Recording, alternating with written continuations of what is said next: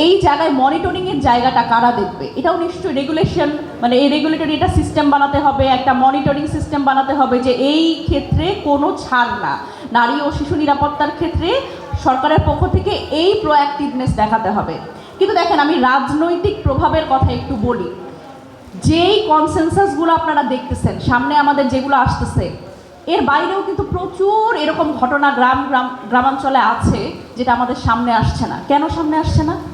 কারণ যখন একজন নারী বা শিশু শিকার হয়, এটা কিন্তু একটা সোশ্যাল ট্যাবু, যে এটা বাইরে বলা যাবে না, বললে যদি নারী হয় বিয়ে হবে না, তারপরে দেখা যাবে যে এক ঘরে করে রাখা হবে, পাড়া প্রতিবেশী কি বলবে। এই যে একটা সোশ্যাল ট্যাবু, যে আমি নিপীড়নের শিকার হচ্ছি, আমি নির্যাতনের শিকার হচ্ছি, কিন্তু দেখা যাচ্ছে যে আমারই মুখ লুকিয়ে থাকতে হচ্ছে। এবং দেখেন, এখানে গণমাধ্যমের একটা খুব বড় ভূমিকা আছে যেটা আমি মনে করি।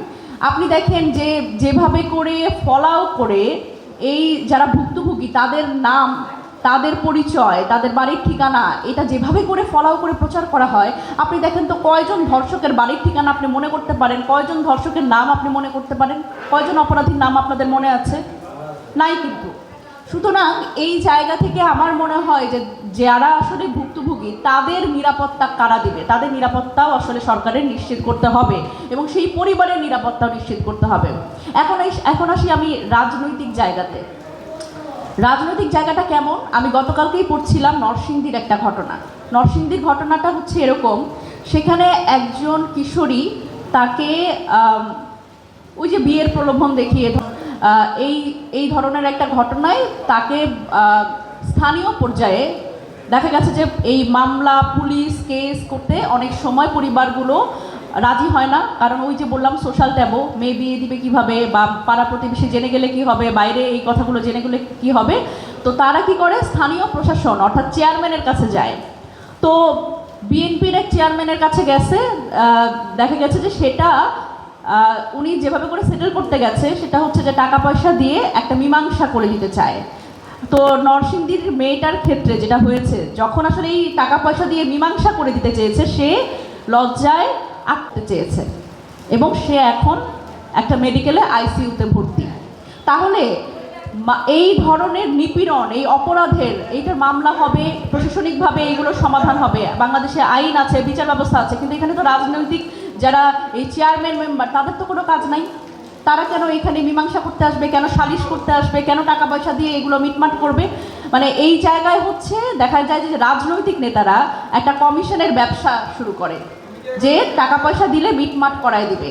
সুতরাং এই জায়গাগুলোতে যেই নারীর কথা আমি বললাম নরসিংদীর, তিনি লজ্জায় আগ করতে গেছে যে এটা তো মীমাংসা হওয়ার ব্যাপার না। এটা কি মীমাংসা হওয়ার ব্যাপার? সে তো নিপীড়নের শিকার। সুতরাং আমাদের জায়গা থেকে আমরা যেটা বলতে চাই সেটা হচ্ছে যে এই যে বাংলাদেশের বিচারিক প্রক্রিয়া বলেন, আইন প্রক্রিয়া বলেন, এই জায়গাতে সাধারণ একেবারে তৃণমূল মানুষ, আমরা এখানে বসে আছি সবাই বেশিরভাগ শিক্ষিত মানুষ, কিন্তু এই জিনিসগুলো কিন্তু সাধারণ মানুষের স্থানীয় পর্যায়ে অনেক শক্ত, আইন শক্ত। পুলিশের কাছে মামলা নিতে গেলে আরও একবার ধর্ষণের শিকার হয় একজন ধর্ষিত যে নারী। সুতরাং এই জায়গাগুলোতে আমাদের আসলে সরকারের পক্ষ থেকে এক ধরনের আলাদা সেল করা, প্রশাসনিক জায়গা থেকে, পুলিশের জায়গা থেকে, যে কারা এই ধরনের মামলাগুলো নিবে, এবং তাদের কিন্তু এটা হাউ টু ডিল ইট এইটা বুঝতে হবে। একজন ভুক্তভোগী যখন তিনি স্বীকারোক্তি, তিনি যখন তার ঘটনা বর্ণনা করছেন, তাকে এমন কিভাবে প্রশ্ন করতে হবে, তার মানসিক অবস্থা কি, এই জায়গাগুলো নিয়ে কিন্তু এটা অবশ্যই তার মাথায় রাখতে হবে। এবং প্রশাসনিক জায়গা থেকে শুরু করে একেবারে আইনি প্রক্রিয়া আমি যদি বলি, অনেক ক্ষেত্রে দেখা যায় যে এই ধর্ষকের বিচারের জন্য যে ভুক্তভোগী, তার পরিবারগুলো এই মামলার দীর্ঘসূত্রিতার জন্য মামলা লড়তে বছরের পর বছর চলে যায়, এবং তাদের জমি জমা বিক্রি করে তাদের এই মামলার উকিল মেনটেন করতে হয়। সুতরাং এই জায়গাগুলোতে এখানে আসলে এই যে দীর্ঘসূত্রিতা, যেরকম আসলে ভুক্তভোগীরই আসলে ঝামেলা হচ্ছে, তারই আসলে বহুদিন ধরে এই মামলা চালাতে হচ্ছে। এই বহুদিন ধরে মামলা চালানোর যে জায়গাটা, এইটাতে আমাদের আসলে এই দীর্ঘসূত্রিতার অবসান করতে হবে। এইটা অবশ্যই সরকারের পক্ষ থেকে এই উদ্যোগ নিতে হবে, এবং এই যে মানে আলাদা যদি একটা সেল করা যায় যে আইনজীবীদেরও, যে কারা আসলে ধর্ষণের শিকার হওয়া যে ব্যক্তিরা, তাদের আসলে আলাদা করে কোনো একটা সেল করে যে তাদের সাইকোলজিক্যাল সাপোর্ট এবং তাদের মামলাগুলো কিভাবে হবে, এটা একটা আলাদা টাস্ক ফোর্স গঠন করে এই বিচারিক কাজগুলো আসলে পরিচালিত করতে হবে।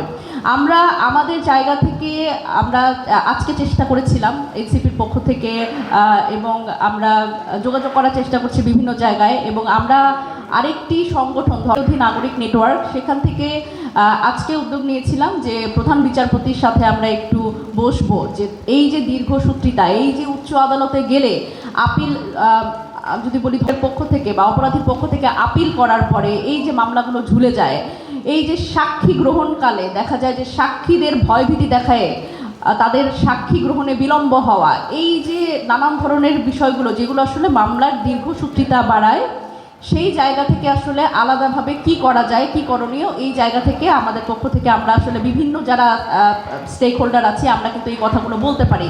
কারণ বিচার তো আসলে পাইতে হবে, একজন নাগরিক বিচার পাবে, এটা তার অধিকার, কিন্তু সেটি এত দীর্ঘ যদি হয় যে বিচারের যে লক্ষ্য সেটাই ব্যাহত হচ্ছে এবং অপরাধ কমছে না সমাজে, সেটা কিন্তু আমাদের আসলে যে লক্ষ্য সেই লক্ষ্য আমাদের পূরণ হবে না।